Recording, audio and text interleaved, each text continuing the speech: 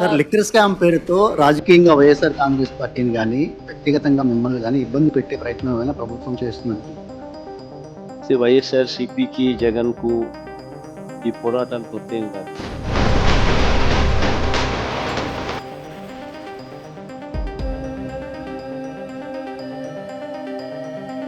అప్పట్లో కేంద్ర ప్రభుత్వము రాష్ట్ర ప్రభుత్వాలు ఇద్దరు కలిసి మనం ఇబ్బందులు పెట్టి అరెస్ట్ చేస్తే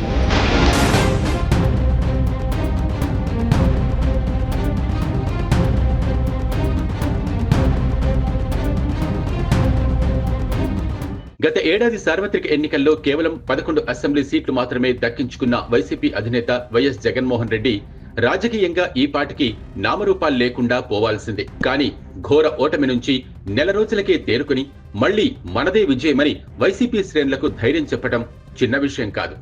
ఇది జగన్ కు మాత్రమే సాధ్యమైంది. రాజు కంటే మొండివాడు బలవంతుడనే సామెత చందాన వైఎస్ జగన్ ధైర్యంలోని రహస్యమేంటో సులువుగానే పసిగట్టొచ్చు. జగన్ ను బలీయమైన శక్తిగా కూటమి ప్రభుత్వం తయారు చేసిందంటే అతిశయోక్తి కాదు. వైసీపీ నాయకులు కార్యకర్తలపై విచ్చలవిడిగా కేసులు, వేధింపులు, జైళ్లకు పంపడం ఒకవైపు, మరోవైపు హామీల్ని నెరవేర్చకపోవడంతో జనంలో పాలనపై అసంతృప్తి. ఈ నేపథ్యంలో ఇప్పుడు అధికారంలో ఉన్న కూటమి ఏం చేసినా 2029లో తప్పకుండా తమదే అధికారమని జగన్ తో పాటు వైసీపీ నాయకులు బలంగా నమ్ముతున్నారు. దీంతో కూటమి పాలన ఆయుష్ తగ్గుతుండగా వైసీపీలో ధీమా అంతకంతకు పెరుగుతోంది. అందుకే కూటమి ప్రభుత్వ వేధింపుల్ని, కేసుల్ని ఖాతరు చేయటం లేదు. లిక్కర్ కేసులో వైఎస్ జగన్ ను అరెస్టు చేస్తారనే ప్రచారం ఊపందుకుంది. ఈ విషయమై జగన్ ను ప్రశ్నించగా ఏమాత్రం తొనక్కుండా బెణక్కుండా తాడేపల్లిలోనే ఉన్నానని అరెస్టు చేసుకోమనండి అని ధైర్యంగా జవాబిచ్చారు.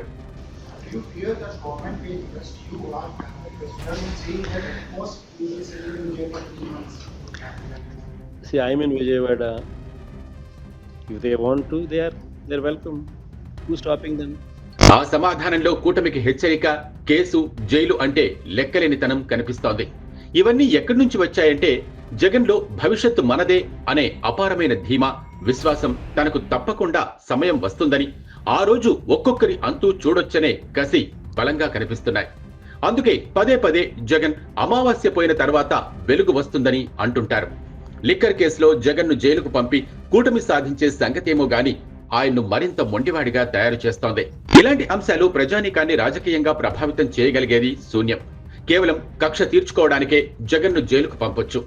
చేతిలో అధికారం ఉన్న నేపథ్యంలో కూటమి సర్కార్కు జగన్ ను జైలుకు పంపడం పెద్ద పనేమీ కాదు.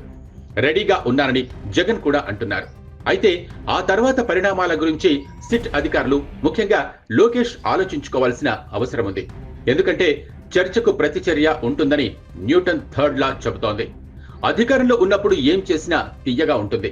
అధికారం శాశ్వతం కాదని గుర్తెరిగి మసలుకుంటే ఎవరికైనా మంచిది. సీఎం చంద్రబాబులో భవిష్యత్తుపై భయం ఉందని అంటున్నారు. కానీ లోకేష్ మాత్రం రెడ్ బుక్ పట్టుకుని అదేదో గొప్ప ఘనకార్యం చేస్తున్నట్లుగా ఫీల్ అవుతున్నారనే మాట వినిపిస్తోంది. కానీ వర్తమానం తప్ప భవిష్యత్తు గురించి లోకేష్ ఆలోచిస్తున్నట్టుగా కనిపించడం లేదు. లోకేష్ కు తప్ప మిగిలిన టీడీపీ ముఖ్య నాయకులకు భవిష్యత్తు కనిపిస్తోంది. అందుకే వాళ్లల్లో భయం. ఇంతవరకు లోకేష్ చూసిన రాజకీయాలు వేరు. రానున్న రోజుల్లో తండ్రికి బదులు ఆయన చాలా అంశాల్ని ఎదుర్కోవాల్సి ఉంటుంది. బహుశా అనుభవాలు అన్నీ నేర్పుతాయి. ఇప్పుడు జగన్ కు కూటమి పాలన పాఠాలు నేర్పుతున్నట్టు. జగన్ ను, కాలాన్ని తక్కువ అంచనా వేసి ముందుకు పోతే ఏం జరుగుతుందో చెప్పలేం. కానీ జరగరానివే జరుగుతాయని మాత్రం చెప్పొచ్చు. ఎందుకంటే కాలం అనేది జగన్ ను మరింత బలవంతుడిగా తయారు చేస్తోంది. అందుకు కూటమి పాలన సారవంతమైన ఎరువుగా పనిచేస్తుంది.